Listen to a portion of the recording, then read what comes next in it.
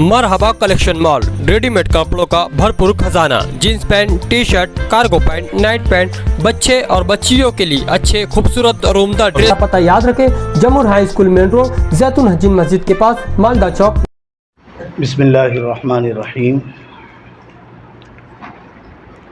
आज मोरखा 29 अप्रैल बरोज़ मंगल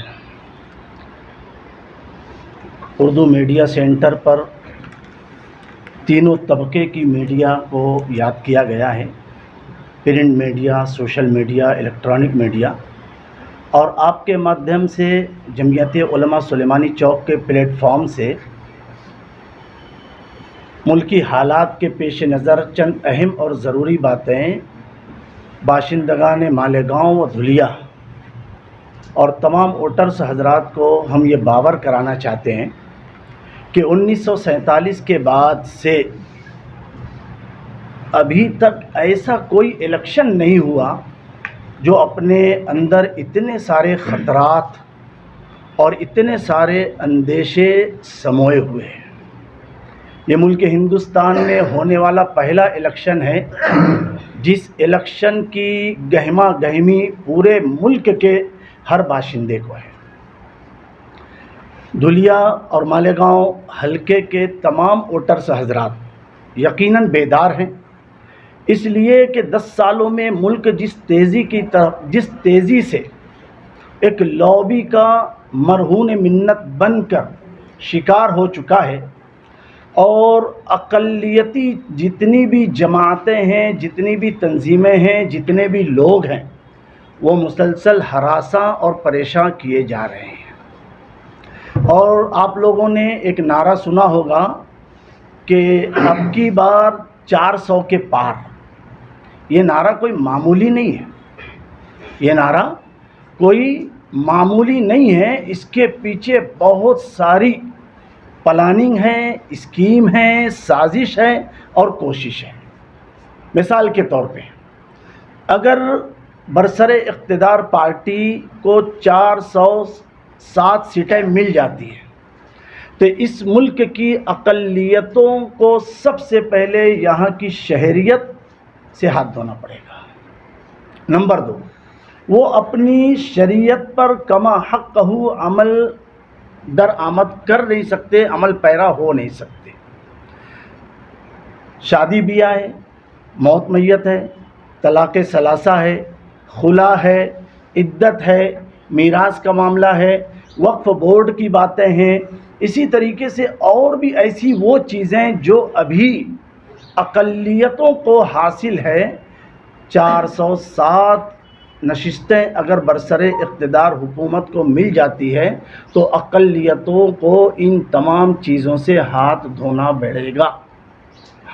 इसके हिसाब से पूरे मुल्क के अंदर जितनी भी सेकुलर तंजीमें हैं, सेकुलर पार्टीज़ हैं, सेकुलर लीडरान हैं, इन तमाम की यही कोशिश है और यही फ़िक्र है कि ये शरपसंद अनासिर, ये फ़िरका परस्त तंजीमें, ये अमन दुश्मन ताकतें और ये लड़ाओ और हुकूमत करो की पॉलिसी लेकर बरसरे इक़्तिदार हुकूमत यकीनन अक़लियतों से वो सारे हुकूक छीन लेंगी जो अभी इनको हासिल हैं।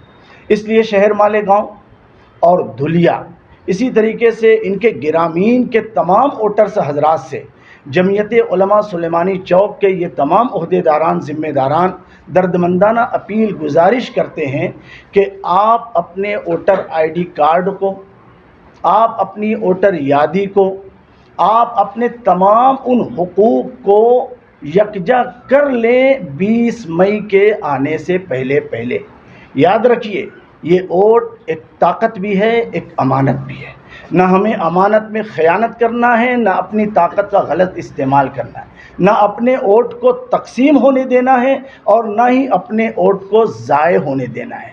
सेकुलर जो ताकत हैं, सेकुलर जो लीडरान हैं, सेकुलर जो ओहदेदारान, उम्मीदवारान हैं, हमें इनको पूरी ताकत से वोट देकर जिताने की कोशिश करना है। इसलिए कि ये सेकुलर लीडरान, ये सेकुलर उम्मीदवार अगर आते हैं तो शर पसंद अनासिर फ़िरका परस्त तंजीमों को मुंह की खानी पड़ेगी, और वो जितनी भी अक़लियतों के ख़िलाफ़ मुनज़्ज़म साजिशें प्लानिंग कर चुके हैं, यकीनन वो धूल और मुंह के बल गिरेंगे।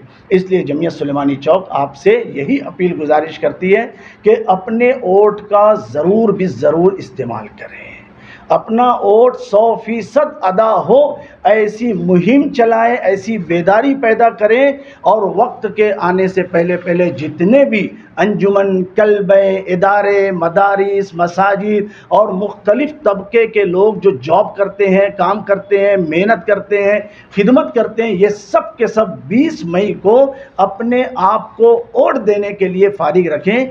यकीन मानिए इस मर्तबा का आपका वोट बहुत सारी अहमियतों और बहुत सारी खुसूसियात का हामिल है। उम्मीद है कि शहर मालेगांव के, धुलिया के, इसी तरीके से ग्रामीण के तमाम वोटर्स हजरात जमीयत उलमा सुलेमानी चौक की इस दर्दमंदाना अपील को बगौर समाअत करेंगे, और साथ ही साथ पूरी इत्तेहाद इत्तेफाक के साथ, पूरी यकसुई एकजुट होकर सेकुलर उम्मीदवार को अपनी कीमती वोट देकर उसे कामयाब बनाने की कोशिश करेंगे। अल्लाह हाफिज़। मौलाना, वोटिंग का फीसद बढ़े, इसके लिए अमली तौर पर कोई ऐसा प्रोग्राम है आपकी जमीयत के पास? बहुत प्लानिंग है अल्हम्दुलिल्लाह। जमीयत अभी से लेकर 20 मई तक मुकम्मल प्लानिंग के साथ काम करेगी।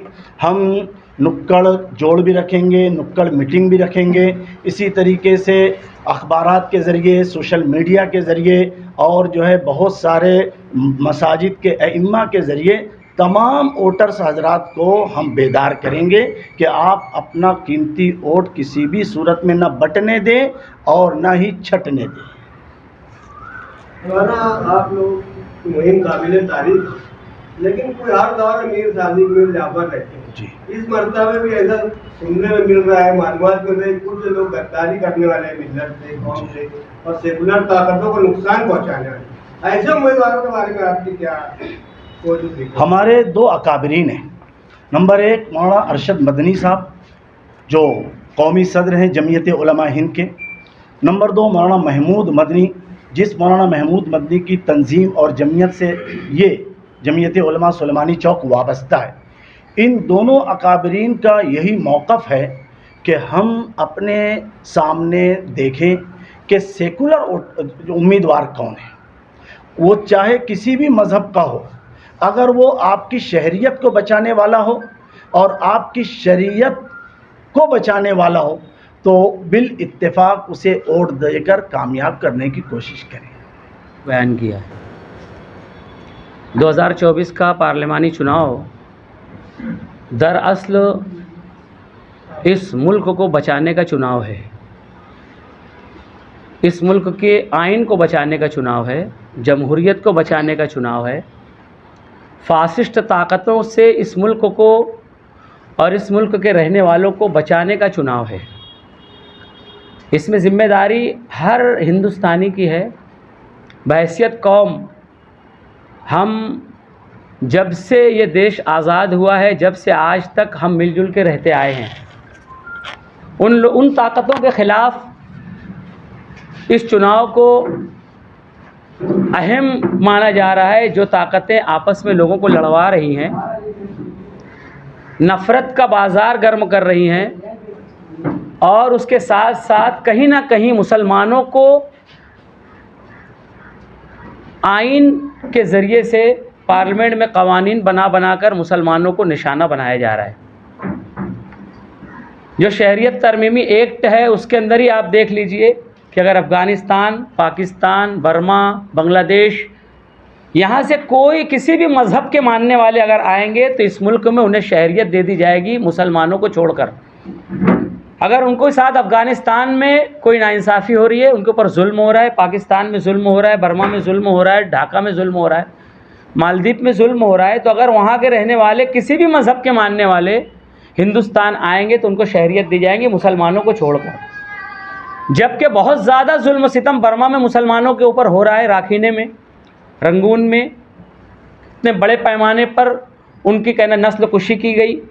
मुसलमानों को छोड़कर ये कानून बनाने का मकसद क्या है? ये इम्तियाजी सलूक है मुसलमानों से, मुसलमानों के साथ। मुसलमानों को 2 नंबर का शहरी बनाने की कोशिश है। कौमी धारे से उनको ढकेल कर हाशिए पर डालने की कोशिश है मुसलमानों को।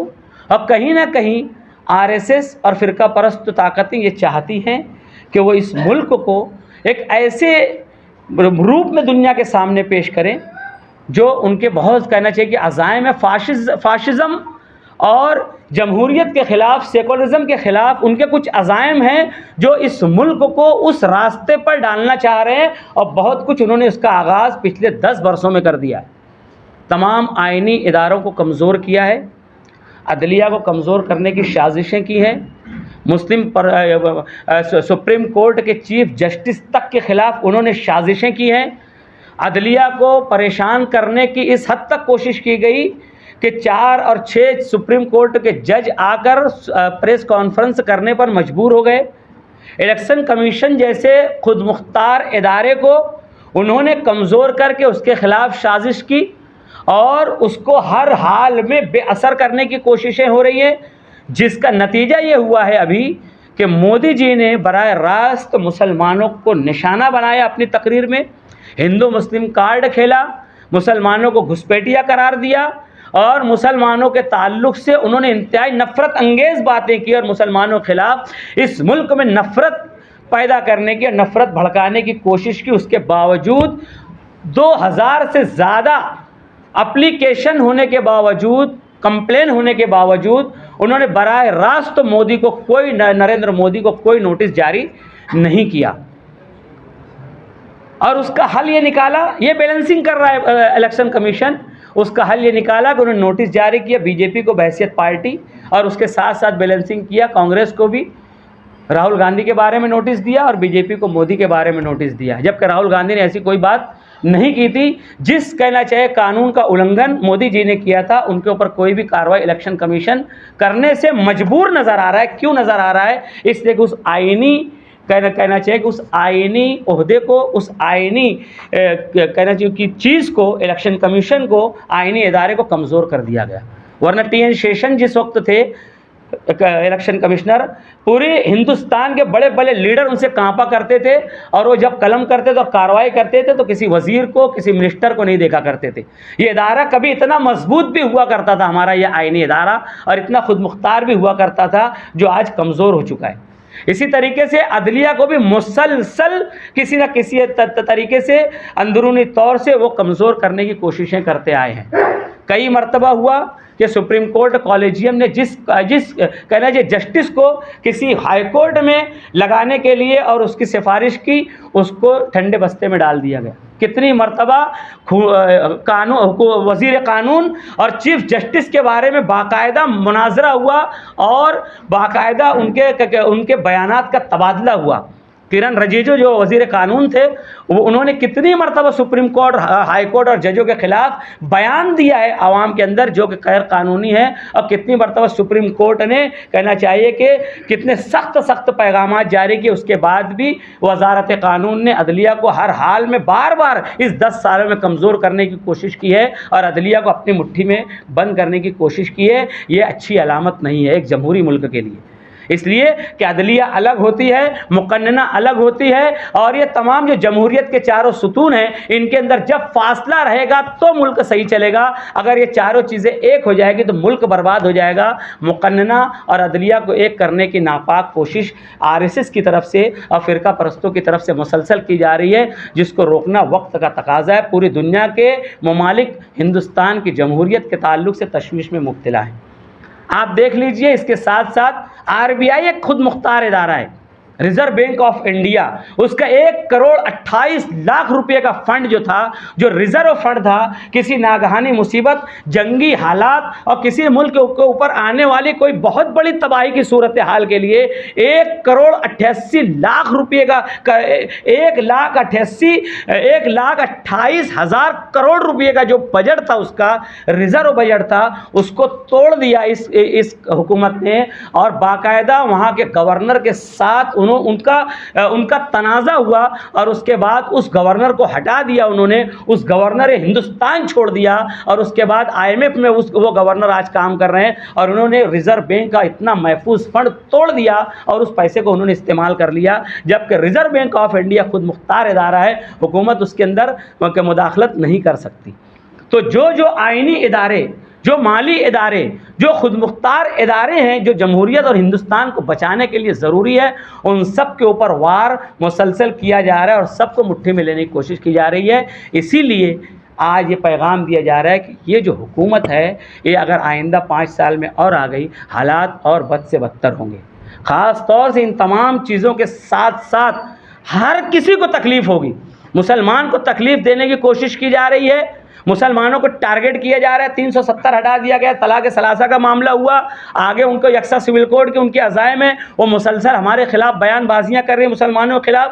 تو سب سے پہلا اگر کوئی فرض ہے تو مسلمانوں کا فرض ہے کہ اکٹھا ہوں، متحد ہوں اور ووٹ کریں۔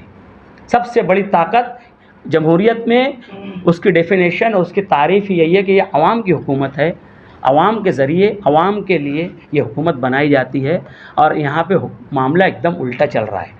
یہاں عوام کو کسی طریقے سے خاطر میں نہیں لایا جا رہا ہے، عوام کے مفاد کی تمام چیزوں کو ایک ایک کر کے ختم کیا جا رہا ہے۔ مہنگائی کے بارے میں کوئی قدغن لگانے کی کوشش نہیں کی جا رہی ہے۔ انہوں نے کہا تھا کہ 2 کروڑ نوکریاں ہم ہر سال دیں گے، 10 سال میں انہوں نے 2-4 کروڑ نوکریاں نہیں دی ہیں، جبکہ ہر سال ان کا وعدہ تھا کہ 2 کروڑ نوکریاں دیں گے۔ الٹا ان کی پالیسی ہے کہ کسی کو نوکری دینا ہی نہیں ہے۔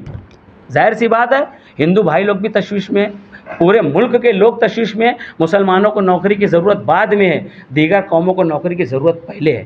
تو اگر اس گورنمنٹ نے نوکری نہیں دینے کی پالیسی اختیار کی ہے اور سرکاری خزانے کو ہر حال میں بچانے کی پالیسی اختیار کی ہے کہ کسی کو نوکری دینا ہی نہیں ہے، کسی کو پینشن دینا ہی نہیں ہے، یہی سب مسلسل چل رہا ہے، تو ظاہر سی بات ہے سب سے پہلے دیگر قومیں جن کو نوکری کی سب سے زیادہ ضرورت ہوتی ہے وہ متاثر ہوں گی۔ مسلمان تو پنچر بنا کر بھی اپنا پیٹ بھر لیتا ہے، مسلمان تو ڈرائیونگ بھی کر کے اپنا پیٹ بھر لیتا ہے، مسلمان تو ٹھیلا بھی لگا کے اپنا پیٹ بھر لیتا ہے، مسلمان تو ایک چھوٹا سا بزنس کر کے بھی آگے بڑھتا ہے اور اس ملک کی ترقی میں حصہ بٹا لیتا ہے۔ تو تمام لوگوں کو سوچنے کی ضرورت ہے۔ آج بات آئی ہے تو میں کہنے پر لمبے انداز میں، جب بات میری لمبی ہو گئی میں مجبور ہوا ہوں، تو میں یہ کہنا چاہ رہا ہوں جمعیت علماء مالیگاؤں کی جو فکر ہے اس کو آپ لوگ سمجھیے اور عوام تک پہنچائیے، اور عوام سے ہماری اپیل ہے کہ آج مذہب کا معاملہ بعد میں، سب سے پہلے اس ملک کو بچانا ہے۔ ہر ہندو، مسلم، سکھ، عیسائی سب کو ووٹ دینا ہے اور اپنے اس ادھیکار کا، اس جمہوری حق کا استعمال کرنا ہے۔ سب سے پہلے ہمیں ہمارے جمہوری حق کا استعمال کرنا ہے، ضمیر کی آواز پر استعمال کرنا ہے۔ پچھلے 10 سالوں میں موجودہ سرکار نے عوام کے ہت کا کیا کام کیا ہے اس کو دیکھ لیجئے۔